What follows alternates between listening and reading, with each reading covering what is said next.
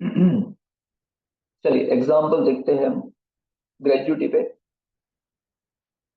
Last lecture में gratuity का theory हमने देखा था, आज एग्जाम्पल देख रहे हैं ग्रेजुएटी पे क्या कह रहे हैं। Mister mister X an employee of central government, क्या लिखा है देखो, सेंट्रल गवर्नमेंट का एम्प्लॉय है sir, receives 7,86,000 as gratuity. At the time of retirement, देखो रिटायरमेंट के टाइम पे ग्रेजुएटी मिल रही है। On September 30, 2023, is gratuity fully exempt from tax? Yes. Yes. Theory क्या कहती है? थियरी ये कहती है कि अगर कोई सेंट्रल गवर्नमेंट या स्टेट गवर्नमेंट या लोकल अथॉरिटी का एम्प्लॉय हो, central state and local authority का एम्प्लॉय हो, और इस एम्प्लॉय को रिटायरमेंट के टाइम पे ग्रेजुएटी मिल रही, तो पूरी की पूरी एग्जम्प्ट है।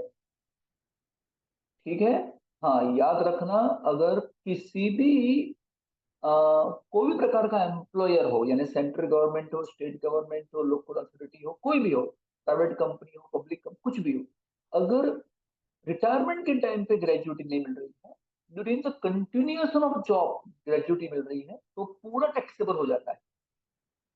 यहाँ का सीन, यहाँ का केस अलग है। यहाँ पे ग्रेजुएटी रिटायरमेंट के टाइम पे मिल रही है, पूरी एग्जाम्प्ट होगी अगर वो सेंट्रल गवर्नमेंट या स्टेट गवर्नमेंट के एम्प्लॉय हो तो। सेंट्रल गवर्नमेंट का एम्प्लॉय, स्टेट गवर्नमेंट का एम्प्लॉय या लोकल अथॉरिटी का एम्प्लॉय, ठीक है, ये एग्जाम्प्ट हो जाएगा पूरा का पूरा।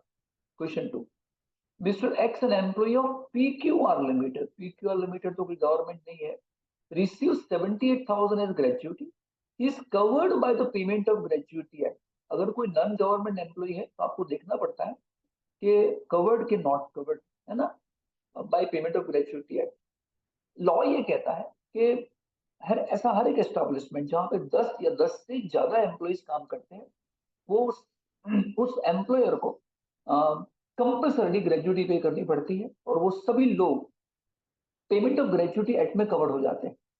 तो ये भी पेमेंट ऑफ ग्रेजुएटी एक्ट में कवर होता है कि रिटायर्स ऑन 12/12/2023, कब रिटायर हुआ? 12/12/2023 को, after एंडरिंग 38 years and 8 months of services।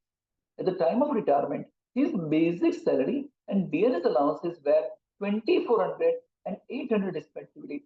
Is the entire amount of gratuity exempt from tax? क्या पूरा का पूरा exempt हो जाएगा? ना, पूरा का पूरा exempt होगा नहीं। देखते हैं, हम सॉल्व करते हैं, पता चलेगा आपको। ठीक है, चलिए सॉल्यूशन में क्या है, आंसर में क्या लिखना है, इससे पहले कि सॉल्यूशन स्टार्ट करें पहले समझ लेते हैं चीजें क्या है, क्या चीजें बनी है अभी तक। बोलिए, कितने साल काम किया है? अच्छा, पेमेंट ऑफ, पहले तो प्राइवेट कंपनी में काम कर रहा है, प्राइवेट कंपनी में काम कर रहा है, पहली बात, है ना। दूसरी बात के रिटायरमेंट के टाइम पे ग्रेजुएटी मिल रही है, दूसरी बात। ठीक है, तो एग्जाम्पशन मिल सकता है ना। दूसरी बात, पेमेंट ऑफ ग्रेजुएटी एक्ट में कवर्ड है, पेमेंट ऑफ ग्रेजुएटी एक्ट में ये बंदा कवर्ड है। क्लियर? फिर उसने बताओ सैलरी कितनी मिली, उसकी बेसिक पे कितना है? बेसिक पे उसका आपको दिया है हाउ मच, 2,400। डीए कितना दिया हुआ है? 800। क्लियर? और कुछ इंफॉर्मेशन जो, हाँ 38 ईयर्स, इसने जॉब कितने साल की है? इसने 38 ईयर्स एंड 8 मंथ्स जॉब उसने की होगी। क्लियर? इतनी इंफॉर्मेशन हमने साइड पे निकाल के रख दी। चलिए सॉल्व करने की कोशिश करते हैं। ठीक है, कितना टैक्सेबल होगा, कितना टैक्सेबल नहीं होगा, देखो सॉल्व करते हैं।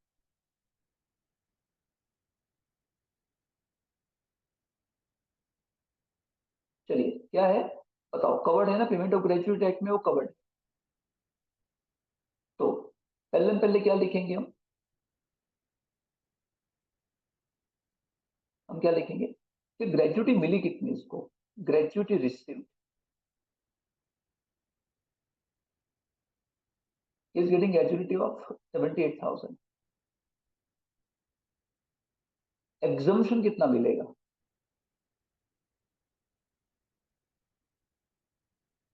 एग्जाम्पशन कितना मिलेगा, विच एवर इज लेस, पहले क्योंकि कवर्ड है इसलिए हम क्या लिखेंगे 15/26 into last month salary into numbers of years of services completed, services completed जो कंप्लीट किया वो, and the part thereof in excess of 6 months, in excess of 6 months, एक था। दूसरा क्या था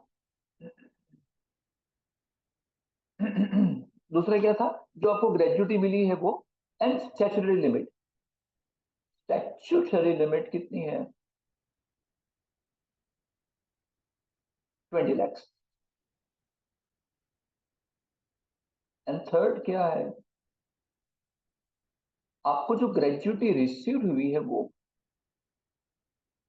कितना है 78,000। ठीक है, चलिए इसको फाइंड कर लेते हैं। 15/26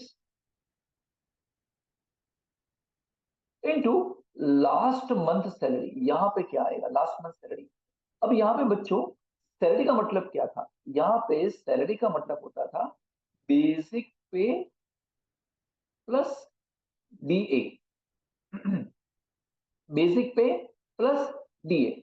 बताओ एंटरिंग था कि नॉट एंटरिंग था, जल्दी से बताओ, सोच के बताओ। यहाँ पे तुमको जो डीए लेना है वो एंटरिंग की नॉट एंटरिंग।